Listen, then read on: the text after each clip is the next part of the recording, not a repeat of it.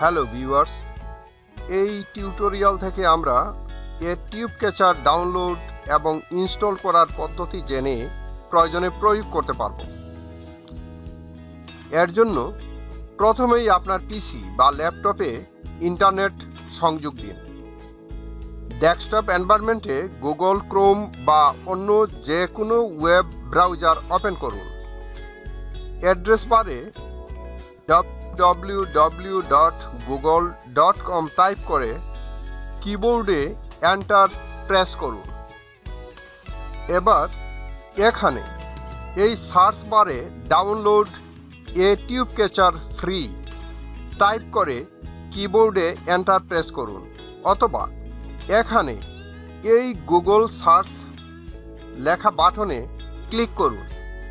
বিভিন্ন সাইটের তালিকা হতে ডাউনলোড aTube ক্যাচারের অফিসিয়াল সাইট খুঁজে বের করুন এবং লিঙ্কে ক্লিক করুন।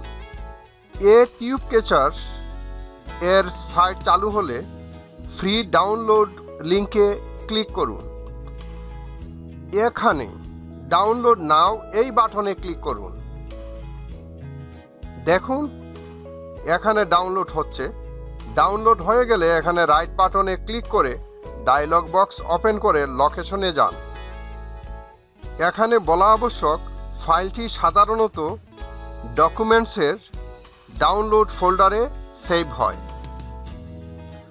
ডাউনলোডকৃত ফাইলটি ডাবল ক্লিক করুন। এ ধরনের ডায়লগ বক্স দেখা যাবে।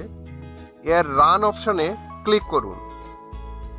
এবার এ ধরনের ডায়লগ বক্স ওপেন হলে ইয়েস বাটনে ক্লিক করুন।